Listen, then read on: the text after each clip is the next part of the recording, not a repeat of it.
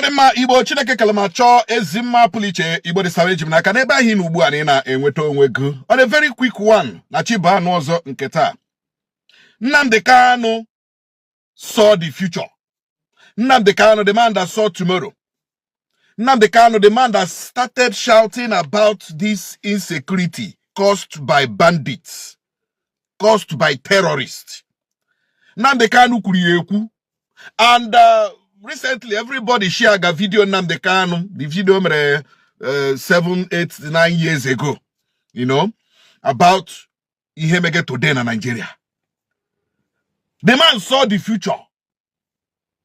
The man saw tomorrow. That even the Southwest will receive it hot. He said it. And today, even Ndi Yoruba is shocked that their own children and students could be abducted and kept inside the bush. The Yoruba people are shocked. They never believed it. They never believed that Yoruba. Now let me tell you the truth. The truth of the matter in Nigeria is that these politics are playing in Nigeria, these tribal politics, ethnic politics are playing in Nigeria. Some people play here in the sense that they cannot attack these people. They cannot talk against these people. Na share power in Nigeria. Then I knew the class citizens in Nigeria. Na politics in Nigeria. In Nigeria. Hankete. Then unde Yoruba. When we know that in the actual sense, foul. So all those things were happening in the north. They were silent. They were keeping silent.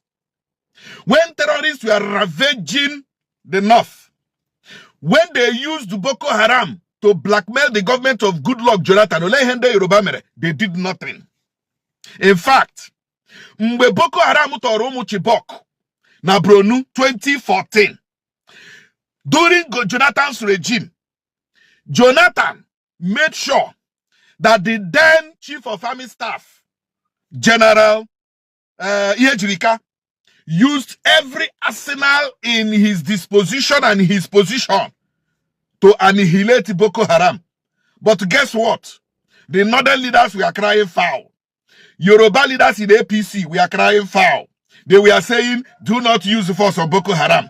The Northerners we are saying they are their brothers, their prodigal sons, Ndega Heroes. They will come back later. Do not use the force. Abala Hanike, Emelahi Vedi, Ebulaho, they will return. Haga Heroes. They went astray. They are, they will come back. They were using every blackmail against Jonathan. They were using every blackmail so that Jonathan will not annihilate Boko Haram. Because they created it. And what were the Yoruba politicians doing when Boko Haram started in Nigeria? Because they belong to APC. Because they belong to the northern leaders that belong to APC. They were not doing anything about it. They were shouting foul, foul, foul, because it was Goodluck Jonathan or because it was PDP. Today, that small child they have nurtured with milk has grown into an oversized adult that needed something more than milk. And who are the people bearing the brunt? The north, the southwest. Problem I want to know and that is why this issue of insecurity will continue to linger. Because the leaders lack the political will. Because the leaders are complicit. Because the leaders are involved. And today, it is ravaging the north. Today, it is ravaging the southwest. And the southwest never believed that Boko Haram will penetrate their region. The southwest never believed that the bandits will penetrate their region. They never believed it. Today, it is happening. They kept quiet for so long. They were so complicit for so long. They were interested in politics than interested in protecting their forest.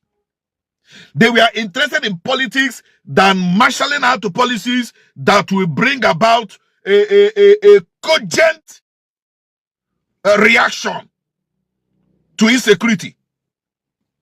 Kwara, almost every day. Oyo, Ogun, Ondo, all these areas have been invaded, not just by Boko Haram, but by bandits. Now, Igbo ndị abata be ebe a ọ bụrụ na ha abata be o mana o nwere ha ji style na abata ndị ugwu all these bandits ji style na abata they disguise as ndị ọkada they disguise as ndị na-akpị mbọ they disguise as ndị na-akwa akwa ndị dụwadụwa they disguise as headers otu ha si abata na southeast. But do you know what? They cannot invade the southeast as they are invading the southwest.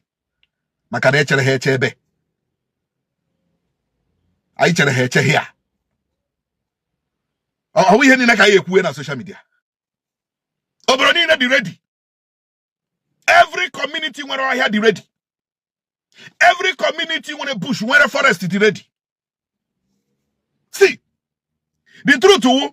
If not for the war of 1967 to 1970, Kahasia Wapo Southwest, Kahakarisha Wapo Southeast. In fact, because of the war, Orarahu to even Wabola rivers. Because of that war, Orarahu to even cross over to Cross River, or even Akwa Ibom. Orarahu to do that, or even Delta. Because this region are waiting for them. They can only operate in the north and operate in their twin brother, the southwest. They can't come down here. See, the truth and the only truth in Nigeria would that in the Chigamonage are the people causing this insecurity. When they tell you that they cannot get a bandit that has been making videos, a bandit that has been sharing money on social media, a bandit that can go live, brandishing guns, brandishing AK-49, brandishing bombs, brandishing ammunitions. When they tell you they cannot get such a bandit, such a terrorist, my brother, know that they are involved. I am telling you. Harrison Wamishu have a technology that can track these kidnappers. Individual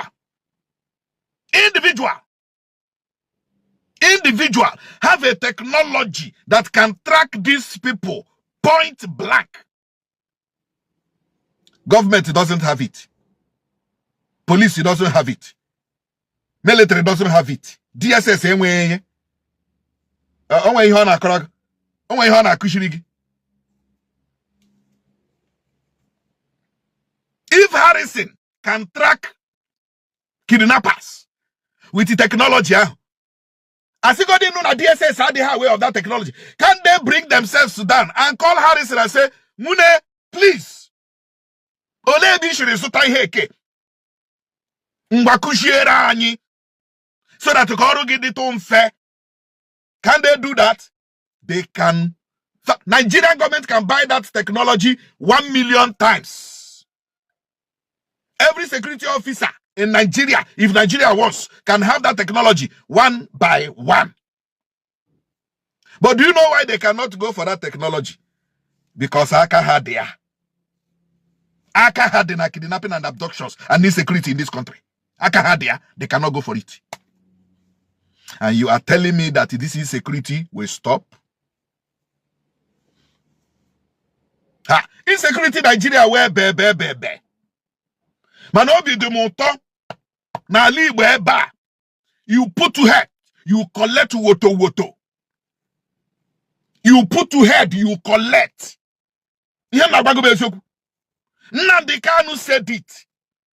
Now, here we hear Nnamdi Kanu hiwe ESN, and they blackmailed the ESN. Now, they are not to oh, here when an Alibu job today with ESN. Nnamdi Kanu saw the future and established ESN. Now, Sunday Boho is now forming his own security network to penetrate the forest of Yoruba land. Here we hear Nnamdi Kanu many years ago by forming ESN. But what did the government do? Blackmail. Propaganda. So what am I saying? Apart from every Igbo man, protect your home front. Every Igbo man, protect your home front. I have said it, and I will continue to say it, that we are not running away from our fatherland. And nobody can make us IDPs in our fatherland. Nobody. Protect your home front. Every community should have a different youth vigilante. How we now we more here.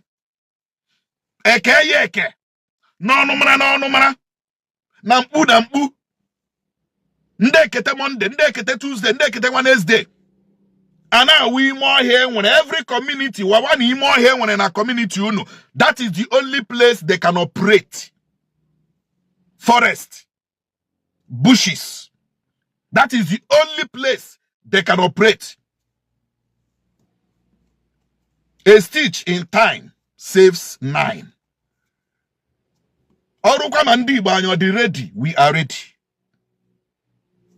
Ada nguru dike n'aka. Mberede nyiri dike mana mberede ka eji ama dike mana mbasa amuru dike na mba ka amuru ibie. Nnamdi Kanu kwuru ihe na mbụ. O mewego taa. Onye nwere ntị ya nọrọ. Chekwa your home front. Chekwa ezinụlọ gị. Ọ bụrụ na ị nweghị mma, jee zụọ alaghala mma, mụọ ya dowe. Zụọ alaghala mma, nwere nke ntakịrị ndị ka small ihe a, ya ezukwa maga ya na akpa. Ijewe ọgịga. Ebe ọkada hota na abụ ọkada ha na Owere nga ha achọ izuzu buru gị gaa ebe ọzọ. Ga-echokuo ya. That is security and that is self-defense. Amami na-aghọta ebe m na-eje. Anya saa. Otu ha bara Yoruba now. Ha ga-abatakwa Bini. Shi Bini batawa Asaba. Shiza batawa Anambra. Ọ na-abatazi Imo. Na-eshizi ya na-aba Abịa. Mana anyị dị ready. Anyị dị njikere. Onye tinye isi. O buru. Ndewono.